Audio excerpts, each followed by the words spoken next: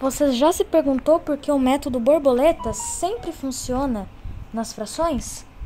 Se você ainda não sabe, assista esse vídeo. Bom, somar frações é uma tarefa fácil, quando os denominadores são iguais. Basta apenas adicionar o numerador e manter o denominador, que nós temos a solução para nossa fração. Só que isso se torna uma tarefa mais difícil quando temos denominadores diferentes.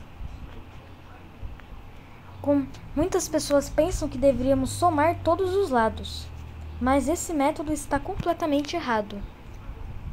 E quando nós temos denominadores diferentes, há duas opções: usar o método borboleta ou usar o método de encontrar o múltiplo e transformar em frações equivalentes. Nesse vídeo vamos pensar no método borboleta. Aqui no método borboleta você multiplica o 4 e o 5 e você obtém 20 embaixo. Com isso você multiplica o 5 por 1 e o 2 por 4. Com isso você vai ter 5 e 8. E com isso você vai somar esses dois aqui em cima. E pronto, nós temos a solução para nossa fração. Mas você já se perguntou por que esse método sempre dá certo? Nós vamos explicar nesse vídeo. Em primeiro lugar, quando nós não usamos o método borboleta, usamos aquele método em que nós multiplicamos todos os fatores pelo denominador da outra fração. Como assim? O 4 aqui a gente vai multiplicar por 5, que é o outro denominador, e o 5 por 4, transformando em frações equivalentes. Aqui a gente também vai fazer a mesma coisa, porque é uma fração equivalente. Aqui é um 4, tá?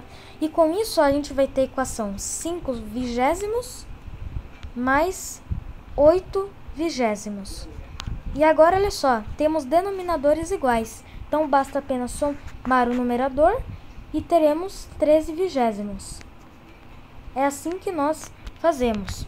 Só que para o método borboleta funcionar, você tem que ter em mente esse conhecimento e observar o que acontece. Vou escrever aquela mesma fração lá que a gente resolveu. Então, o que acontece aqui em primeiro lugar? Não percebeu que quando nós multiplicamos esses números, chegamos em 20? Porque estamos multiplicando pelo denominador da outra fração. E se a gente multiplicar ambos os números de baixo pelo denominador de outra, o resultado vai ser um número, que é a multiplicação entre esses dois fatores. Ou seja, independente se você multiplicar desse jeito, vai dar certo. Ou seja, 4 vezes 5 vai dar 20, porque você está multiplicando em relação ao denominador. E agora a outra parte, que você soma. Aqui nós estamos multiplicando o denominador da outra fração com o numerador da outra fração, que é exatamente o que acontece naquele outro processo. Porque aqui a gente tem que multiplicar por 5 e aqui a gente tem que multiplicar por 4. Então, se a gente multiplica por 5 aqui embaixo, a gente tem que multiplicar por 5 aqui em cima. Ou porque a gente está multiplicando pelo outro denominador. Então, 5 vezes 1 vai fazer sentido, que vai dar 5.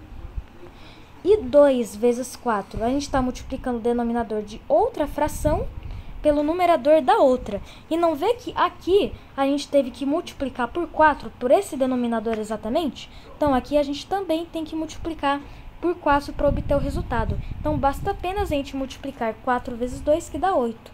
E 5 mais 8 dá 13 vigésimos. Então, é por causa disso que o método borboleta sempre funciona, porque nós estamos multiplicando com base em outras relações. Quer outro exemplo para que faça mais sentido? 3 sextos mais 1 quinto. Aqui, se a gente multiplicar por 5 e por 6, aqui embaixo vai dar 30. É claro que isso vai fazer sentido. Ou seja, vai fazer sentido a gente multiplicar de baixo. A gente já sabe que vai dar 30. E agora, o mesmo resultado. Aqui a gente multiplicou por 5 e aqui a gente multiplicou por 6. Então, aqui embaixo aqui em cima a gente também tem que multiplicar por 5 e aqui também por 6. Aí, olha só para isso.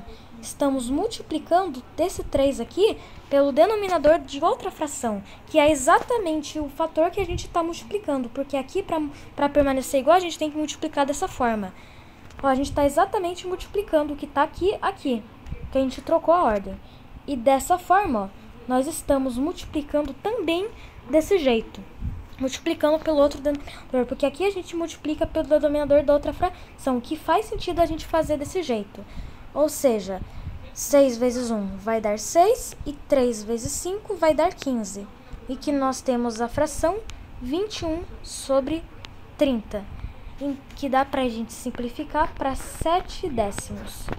Então, é assim, é por causa disso que esse método sempre funciona. Só estamos relacionando aquele outro método lá de uma forma mais simples. E ele recebe o método borboleta simplesmente por ter essa forma, que parece uma borboleta.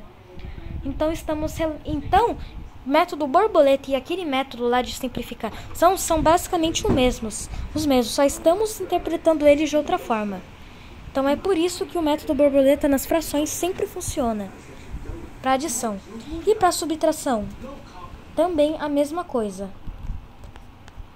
Aqui no caso, vai dar 10. E aqui a gente percebe que a gente multiplicou por... aqui a gente percebe que a gente multiplicou por 5. Só que aqui é meio diferente. Porque na subtração de frações, a gente tem que subtrair o maior fator pelo menor. Então, ó, já vamos aqui escrevendo as nossas regras. E olha só, aqui a gente multiplica e a gente está exatamente multiplicando por esse número. Não vê que esses dois se coincidem? E esse daqui também coincide com esse. Também coincide com esse. Então, 1 vai dar 2 vezes 3 vai dar 6 e 5 vezes 1 vai ser 6 menos 5, que é a mesma coisa que 1 décimo. Então, é por causa disso que o método sempre funciona. Só estamos relacionando as duas formas. É por isso que esse método sempre funciona. Então, é assim que é feito. Por isso que o método borboleta sempre funciona para resolver frações.